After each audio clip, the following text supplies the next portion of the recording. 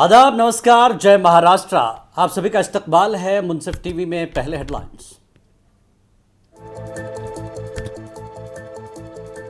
महाराष्ट्र के जिला गोंदिया में बस पलटी, 12 अफराद हलाक, 16 जख्मी। मोटरसाइकिल सवार को बचाने की वजह से हुआ हादसा। हुकूमत ने 10 लाख रुपए मुआवजे का किया ऐलान।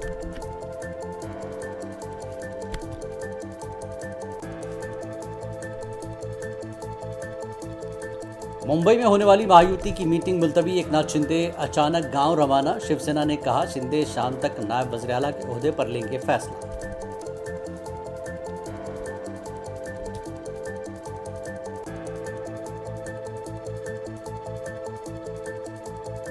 इम्तियाज जलील की जानब से पैसे बांटने के मामले में शिकायत पर 4 दिसंबर को होगी समाअत। हुकाम ने कहा 5 वीडियोज की तहकीकात जारी।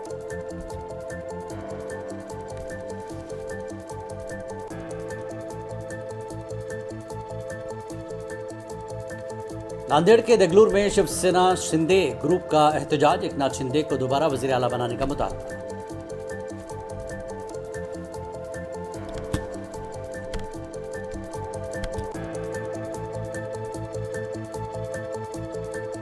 नांदेड़ में संभल तशद्दुद और अजमेर शरीफ की दरगाह के सर्वे के खिलाफ MIM का एहतजाज। कहा मुसलमानों के मजहबी जज्बात को मजरूह करने की हो रही है साजिश।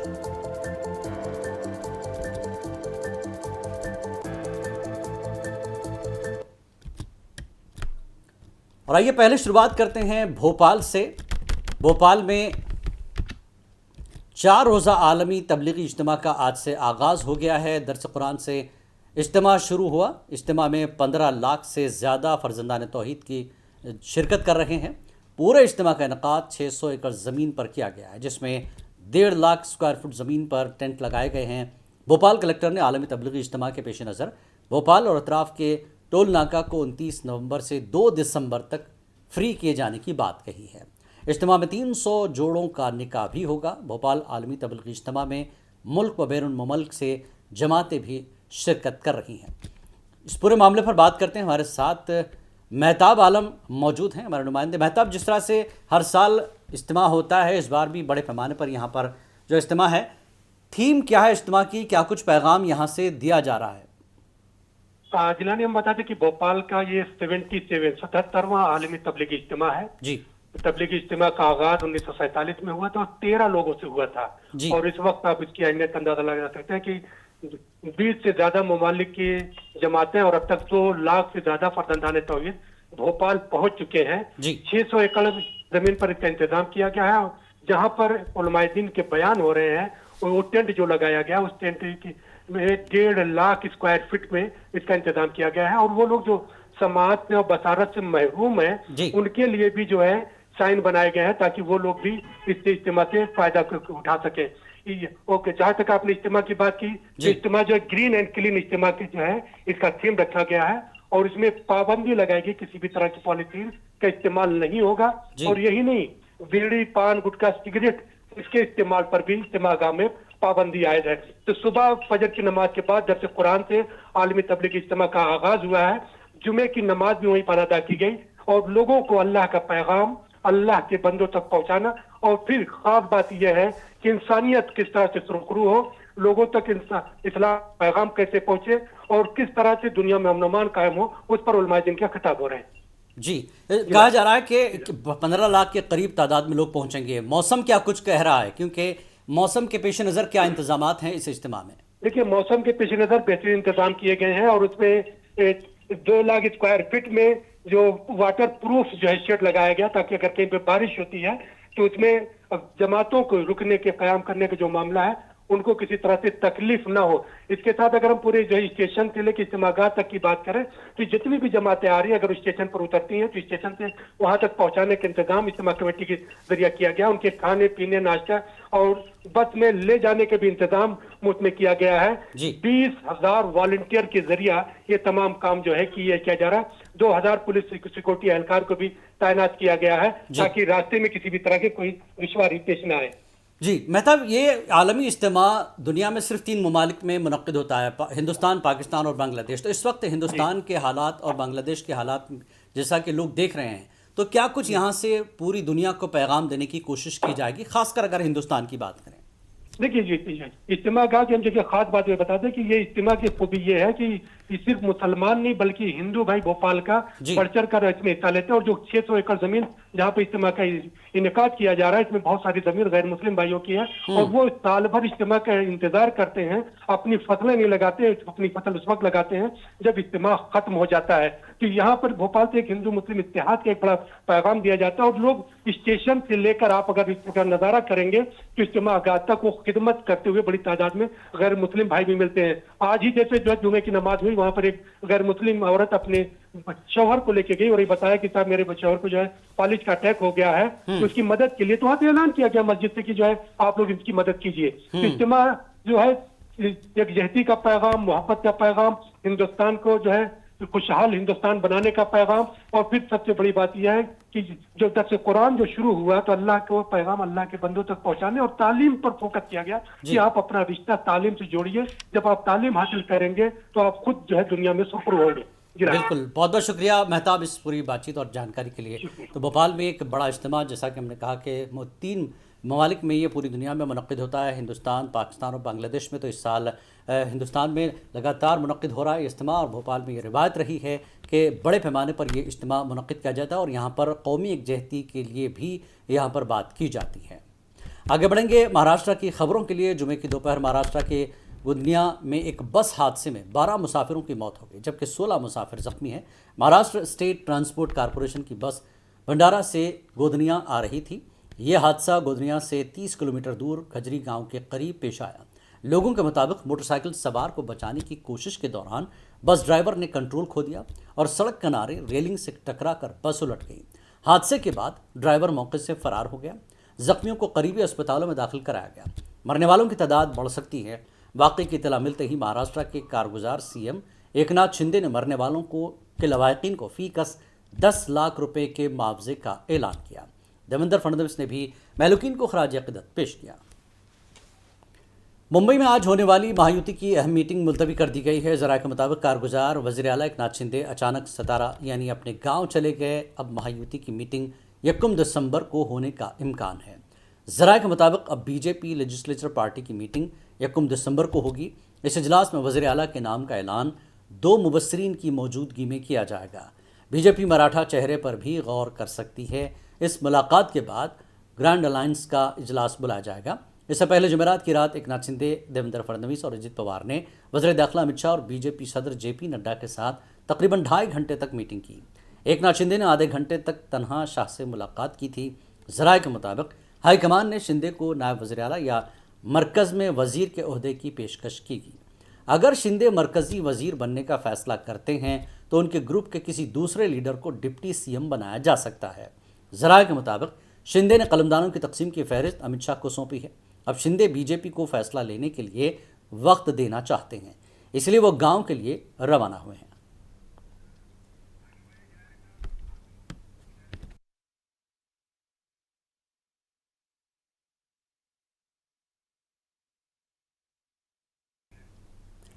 नांदेड़ जिले के तालुका देगलूर में आज शिवसेना शिंदे ग्रुप के कारकुनों की जानिब से साबिक वज़ीर आला एकनाथ शिंदे को फिर से रियासत का वज़ीर आला बनाए जाने का मुतालबा जोर पकड़ रहा है। उनका कहना है कि एकनाथ शिंदे की पॉलिसियों के सबब ही महाराष्ट्र में बीजेपी को अक्सरियत हासिल हुई, इसलिए उनको कुर्सी से हटाना सही नहीं है। कारकुनान ने इस मामले को लेकर नांदेड़ में पुरजोर एहतजाज किया है। इसीलिए आज देगलूर में पोस्टर लगाए गए जिसमें लिखा था फिर से महाराष्ट्र के वज़ीर आला एकनाथ शिंदे को ही बनाया जाए। इस मौके पर एकनाथ शिंदे जिंदाबाद के नारे भी लगाए गए।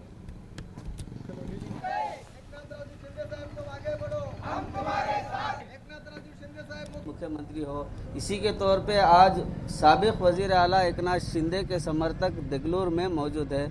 आइए इनसे जानते हैं। सर मुझे ये बताइए, एकनाथ शिंदे ही क्यों मुख्यमंत्री होना चाहिए, क्या मांगनी है?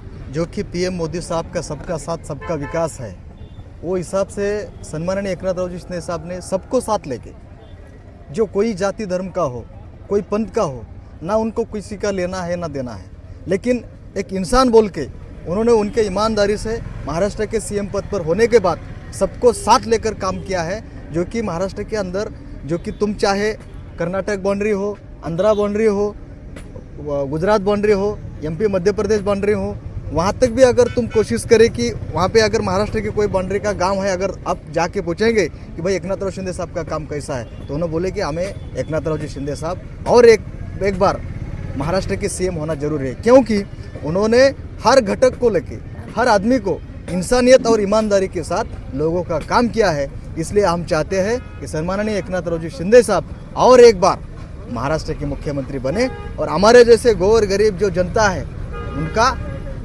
ईमानदारी से काम करे और इनको इंसाफ दे। इसलिए हम चाहते हैं कि सम्माननीय एकनाथराव जी शिंदे फिर एक बार राज्य के मुख्यमंत्री बने। एकनाथराव जी शिंदे साहब तुम आगे बढ़ो, हम तुम्हारे साथ हैं। एकनाथराव जी शिंदे साहब तुम आगे बढ़ो, हम तुम्हारे साथ हैं। श्रीकांत शिंदे साहब तुम आगे बढ़ो। यूपी के संभल में मस्जिद के सर्वे के दौरान पुलिस फायरिंग के वाकया और अजमेर शरीफ की दरगाह के सर्वे के हवाले से शुरू की गई अदालती कार्रवाई के खिलाफ ऑल इंडिया मजलिस इत्तेहादुल मुस्लिमीन ने आज नांदेड़ के जिला कलेक्टर दफ्तर के सामने एहतजाज किया। मजलिस के रियासती नायब सदर सैयद मोइन की क़यादत में मुनक़िदा धरने में पार्टी के जिला सदर मिर्ज़ा अमजद बेग, एडवोकेट मुश्ताक अहमद समेत मुतादिद जिम्मेदारान ने शिरकत की। धरने में सैकड़ों अफराद ने शिरकत की। मुजाहिरीन ने यूपी पुलिस और यूपी की योगी हुकूमत के खिलाफ नारेबाजी की और उनकी मजम्मत की। एहतजाजी धरने में शरीक अफराद के हाथों में मुख्तलिफ तहरीर वाले प्ले कार्ड्स थे।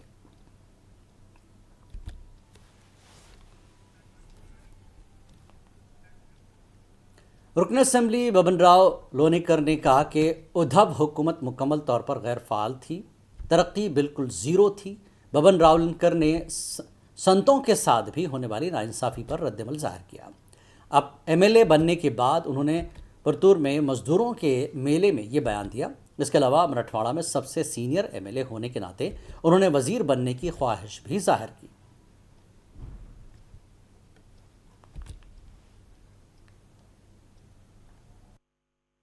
की देवेंद्रजींनी मागच्या वेळेला मला मुख्यमंत्री पदासाठी पुढे केलं, या वेळेला मी मुख्यमंत्री म्हणून देवेंद्र फडणवीस यांचं नाव सांगणार आहे आणि त्यांनी दिल्लीमध्ये देवेंद्रजींचं नाव मुख्यमंत्री पदासाठी सुचवलं आणि महाराष्ट्रात आता पुन्हा एकदा देवेंद्र फडणवीसांच्या रूपानं विकासाची कामं करण्यासाठी, महाराष्ट्राला सुजलाम सुफलाम करण्यासाठी आता आपलं सरकार येतंय, महायुतीचं सरकार येतंय आणि या सरकारमध्ये मला मंत्रिपदाची संधी मिळावी। पहिल्यांदा देवेंद्र फडणवीस साहेबांना यावेळेला ठासून सांगितलेलं आहे आणि पक्षाच्या मान्यवर नेत्यांना सुद्धा सांगितलेलं आहे। राहुल भैया सुद्धा सोबत होते, म्हणजे एकतर त्यांचं स्वागत केलं, शुभेच्छा दिल्या आणि यावेळेला जालना जिल्ह्याच्या भावना, मराठवाड्याच्या भावना। महाराष्ट्र कांग्रेस के सदर नाना पटोले ने इलेक्शन कमीशन की वोटिंग फीसद पर सवाल उठाया। उन्होंने कहा कि इलेक्शन कमीशन लोगों की लंबी कतारों को हमने शेयर की है। जिस तरह से वोटिंग फीसद बढ़ी, क्या उस लिहाज से लोग वोटिंग मराकज़ पर थे?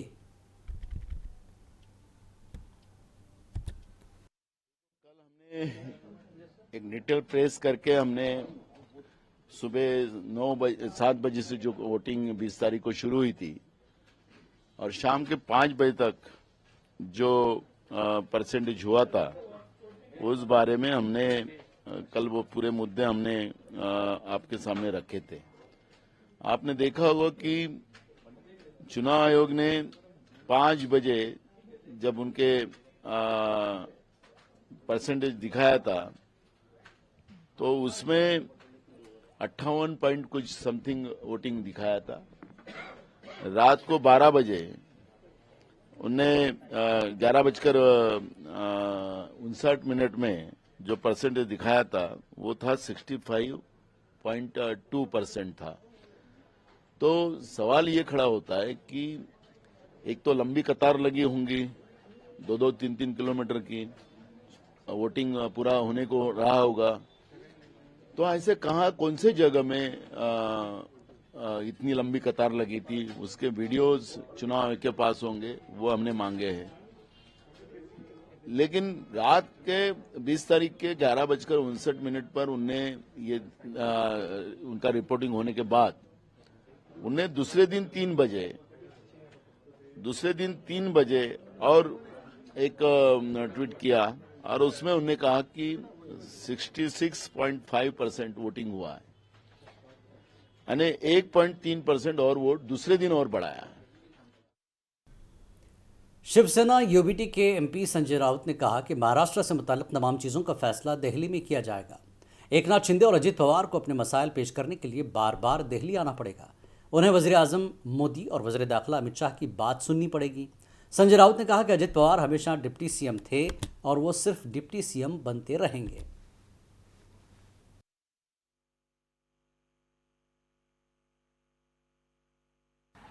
जो महाराष्ट्र का स्वाभिमान अभिमान की बात हमेशा करते थे वो अब नहीं रही है। अब एकनाथ शिंदे जी को या अजित पवार जी को बार बार दिल्ली में ही आना पड़ेगा अपनी बात रखने के लिए। चाहे उनके एक अलग पार्टी अलग गुट बना है, लेकिन उनका हाईकमांड दिल्ली में है। मोदी और शाह जी उनका हाईकमांड है। जो वो कहेंगे वो मानना पड़ेगा, चाहे उनकी डिमांड उनकी मांगे कुछ भी हो। लेकिन उनको महाराष्ट्र में जो बात चाहिए उसके लिए दिल्ली की उनको मंजूरी लगेगी। कल भी बैठे थे ना, तो वापस महाराष्ट्र में बैठकर क्या करेंगे? जो कल आदेश दिया होगा अमित शाह जी ने या और नरेंद्र मोदी जी ने, उनको मानना पड़ेगा। हाईकमांड है। सीएम डीसीएम बन रहे हैं अभी और डीसीएम सीएम बन रहे हैं। इस पर आप देखिए, पहले भी मिस्टर देवेंद्र फडणवीस कभी सीएम थे, वो डीसीएम बन गए। एकनाथ शिंदे उनको बहुत जूनियर थे। कभी एकनाथ शिंदे जी ने मुख्यमंत्री देवेंद्र जी के कैबिनेट में काम किया है, अचानक देवेंद्र जी उनके कैबिनेट में काम करने लगे। अब जिस प्रकार की राजनीति महाराष्ट्र में चल रही है उसमें कोई स्वाभिमान नाम की चीज अब बाकी नहीं है, बचे नहीं। शिवसेना के लीडर मनीषा कांदे ने कहा कि वज़ीर आला एकनाथ शिंदे ने मीडिया से खिताब करते हुए कहा कि वो सारा फैसला वज़ीर आज़म मोदी और मरकजी वज़ीर दाखिला अमित शाह पर छोड़ते हैं। उन्होंने कहा कि एकनाथ शिंदे एनडीए का हिस्सा हैं।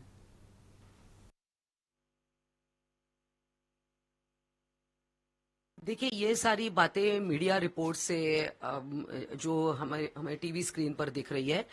अब क्या निगोशिएशन हो रहे हैं? परसों ही माननीय एकनाथ जी शिंदे जो केयरटेकर सीएम है, उन्होंने कहा कि मैं कोई अटकाव नहीं डालना चाहता, मैं कोई बाधा नहीं बनना चाहता सीएम पद को लेकर। उन्होंने पूरा विश्वास जताया है माननीय मोदी जी पर और माननीय अमित शाह जी पर, क्योंकि एकनाथ जी शिंदे एक महत्वपूर्ण अंग है एनडीए घटक के।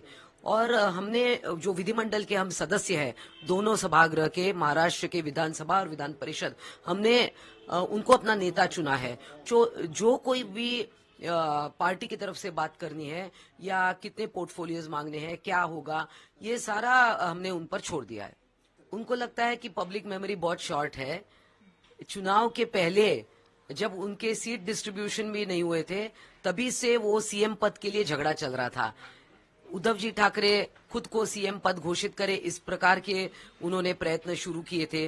नाना पटोले तो सूट बूट सिलाकर तैयार थे बिल्कुल। तो उनके जो प्रयत्न थे वो सभी को पता है। और हम कोई जल्दी में नहीं है। महाराष्ट्र की जनता को एक बेहतरीन सरकार। ये तस्वीर सपनों के शहर मुंबई की है, जहां सुबह की पहली किरण को काबिल दीद होती है। इसे भी धुंध ने अपनी चपेट में ले लिया है। सड़कों पर कारें और बसें आहिस्ता आहिस्ता चल रही हैं और दूर दूर तक कुछ भी साफ नजर नहीं आ रहा। बांद्रा की ऊंची इमारतों के साए कोहरे की जद में हैं।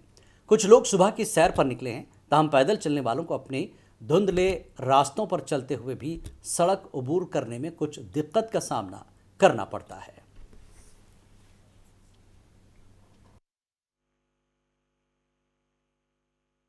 पोल्यूशन बहुत हुआ है। एक ग्लोबल वार्मिंग के वजह से कंस्ट्रक्शन इतना बॉम्बे में बढ़ गया, उसके वजह से बहुत पोल्यूशन हो रहा है। प्लस गाड़ियां भी बहुत आ रहे हैं। इसके जो इलेक्ट्रिकल गाड़ी आएगा तो उसके वजह से देश के लिए कुछ फायदा हो जाएगा। प्लस ये पोल्यूशन के लिए, कंस्ट्रक्शन के लिए उसके लिए कुछ सोल्यूशन निकालो। गवर्नमेंट ने कुछ पोल्यूशन के लिए सोल्यूशन चाहिए। प्लस किसी पोल्यूशन के वजह से बहुत मेडिकल मतलब आरोग्य को बहुत तकलीफ हो रहा है। इसके वजह से बहुत पब्लिक को भी तकलीफ, वो दमा जैसा बीमारी रहता है, इसके वजह से आदमी बहुत कैंसर तक पहुंच जाता है इसके बीमारी की वजह से।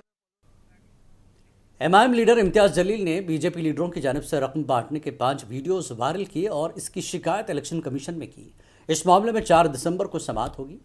आप देखिए औरंगाबाद से हमारे नुमाइंदे अब्दुल गफूर की रिपोर्ट। हमें दीजिए इजाजत। आदाब। इम्तियाज जलील ने 5 वीडियोस वायरल किए थे जिसमें खुलेआम पैसे बांटे जा रहे थे। इसकी शिकायत उन्होंने चीफ इलेक्शन कमिश्नर और हर डिपार्टमेंट को की थी, जिसकी पहली समाअत शुरू हो चुकी है। वाज़ेह एक मशरक़ी असेंबली हल्के से बीजेपी के जीतने वाले उम्मीदवार अतुल सावे के जरिए रकम की तकसीम के इल्ज़ाम पर 3 लोगों की एक कमेटी बनाई गई थी और तीनों ने एक रिपोर्ट तैयार की थी। इस रिपोर्ट को देखने के बाद इंतजामिया ने अगली सुनवाई 4 दिसंबर को मुकर्रर की है। हुक्काम तक दोनों फरीक की रिपोर्ट पहुंच चुकी है। इम्तियाज जलील का कहना है कि यह फैसला जल्द अज जल्द किया जाना चाहिए। कुछ कंप्लेंट्स दिया था, इलेक्शन कमीशन दिल्ली को भेजा था, महाराष्ट्र इलेक्शन कमीशन को भेजा था, यहाँ के आरओ को दिया था, कलेक्टर को दिया था, पुलिस कमिश्नर को दिया था कि किस तरीके से भरत नगर इलाके के अंदर पूरा पोलिंग बूथ को है तो कैप्चर किया गया था। फिर मैंने अंबेडकर नगर के अंदर खुले तौर के ऊपर पैसा बांटते हुए वहाँ पे भारतीय जनता पार्टी के नेता पैसा बांट रहे हैं, पूरी महिलाएं वो पैसा खींचने के लिए, ये पूरा विजुअल एविडेंस अवेलेबल है। मैंने हर एक को मेरी तकरार के साथ है तो एक सीडी दिया था और उसमें पूरे ये वीडियोस थे। उसके बाद उन्होंने 3 लोगों की कमेटी बनाई है। वो 3 लोगों की कमेटी आज जिला परिषद के सीईओ विकास मीना साहब की अध्यक्षता के अंदर यहाँ पर उसकी पहली हियरिंग थी और जो हमारे विरोधी जो जीत कर आए हैं उनके भी वकील यहाँ पर आए थे और उन्होंने ये मांगनी की है कि हमने क्या क्या शिकायत किए हैं उसकी कॉपीज़ हमें दे। हमने उनसे ये मांगनी की है कि आपने जो कमेटी बनाए हैं उस कमेटी ने इनिशियल रिपोर्ट दिया है तो वो इनिशियल रिपोर्ट क्या है हमें ये बता दीजिएगा ताकि हम है तो आगे बहस कर सके कि उनकी रिपोर्ट और हमारी रिपोर्ट के अंदर क्या फ़र्क आ रहा है करके उसमें। तो अब इनिशियल ये था, उन्होंने नेक्स्ट डेट जो है वो 5 तारीख की दिए है, बुधवार के दिन। तो उस दिन है तो हमारे पास पूरे कॉपीज़ आ जाते हैं तो फिर आगे क्या होता है। मैं आपको जवाहर नगर पुलिस स्टेशन के बिल्कुल सामने भारतीय जनता पार्टी के एडवोकेट डोनगांवकर जिसके ऑफिस के अंदर से भारतीय जनता पार्टी के पोस्टर्स और उनके नेताओं की तस्वीरें लगी हुई थी, वो मुस्लिम महिलाओं को बुलाकर 1-1 हज़ार रुपये 1.5 हज़ार रुपये देकर इंक लगाने का काम कर रहे थे। तो मेरे हिसाब से ऐसे बेमानी का इलेक्शन ये सिर्फ भारतीय जनता पार्टी जीत सकती है। हम हार के भी हम आज खुश है कि हमने इस तरह की बेमानी करे नहीं है करके। औरंगाबाद पूर्व के चुने हुए उम्मीदवार अतुल जी सावे, इनकी तरफ से मैं आज सम्माननीय साहब के सामने उनकी कमेटी के सामने हाजिर हुआ हूँ। पराभूत उम्मीदवार इम्तियाज जलील, इन्होंने एक कैफियत यहाँ पर डाल दी है, आचार संहिता का भंग अलग अलग मार्गों से अतुल जी ने किया है, सावे साहब ने किया है, ऐसे उनकी तकरार है।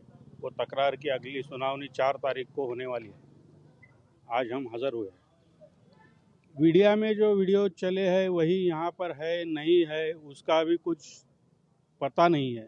जब तक ऑफिशियली हमें कुछ रिकॉर्ड पता नहीं आ जाता हमारे पास और हम उसे रिसीव नहीं कर सकते तब तक उसके बारे में हमने कुछ कहना, अभी ये मैटर भी प्रीजुडाइज हो गया है। दोनों पक्षों ने अपने अपने डॉक्यूमेंट सादर किए हैं, शेयर किए हैं। उसके बाद में दोनों के जितने भी कंप्लेंट्स की कॉपी थी वो हमें रिसीव हो गई है और उसके बारे में एक चौकसी कमेटी हमने बनाई थी। उस कमेटी को भी हमने निर्देश दिया कि जल्दी से जल्दी वो अपनी कमेटी की रिपोर्ट सादर करें। साथ ही दोनों पक्षों को हमने दोनों की तकरार की कॉपी और उसके साथ में अदर जितने भी डॉक्यूमेंट्स थे वो उनको सादर कर दिए गए। टोटल वीडियोस हमें 5 वीडियोस थी कंप्लेन के साथ में एंड उस वीडियो को हमने अपनी एक कमेटी स्थापित की थी जिसमें additional collector, DCP and RO concern constituency से वो उसमें उनको कमेटी को दिया है एंड उनकी रिपोर्ट आने के बाद में हम उस पर निर्णय ले पाएंगे। ये अगले 4 तारीख को 4 दिसंबर को डेट दी है तो दोनों ही पक्षों का सुनने के बाद में वो डेट दी गई है एंड त्वरित निर्णय करने के लिए हम ऑलरेडी कटिबद्ध है एंड इलेक्शन कमीशन उसके लिए काम भी कर रहे हैं। सी विजिल पे इसके रिगार्डिंग कोई भी कंप्लेन नहीं आई थी। हमारे पास में टोटल लगभग 300 के आसपास कंप्लेन आई सी विजिल में, बट पैसे के डिस्ट्रीब्यूशन को लेके पर्टिकुलर दिस केस के या दिस लोकेशन के रिगार्डिंग कोई भी कंप्लेन नहीं आई थी। एंड उसके यदि उसमें जब भी कंप्लेन आती है तो उसमें जियो टैग लोकेशन आती है तो उस लोकेशन पे अपनी एफएसटीसी टीम वहाँ पे पहुँचती है and then luggage within 100 मिनटामध्ये हम लोग उसमें एक्शन लेते हैं। महाराष्ट्र में वोटों की गिनती में गड़बड़ी की शिकायत कई जगहों से मिली, ताहम इस मामले में हुक्काम का कहना है कि शिकायत कुनिंदगान की जानिब से दिए गए 5 वीडियोस की तहकीकात जारी हैं। हम जो फैसला देंगे वो अदालत में जा सकता है, लिहाजा फरीकैन को काफ़ी वक्त दिया जाएगा। मुंसिफ टीवी के लिए औरंगाबाद से अब्दुल गफूर की रिपोर्ट।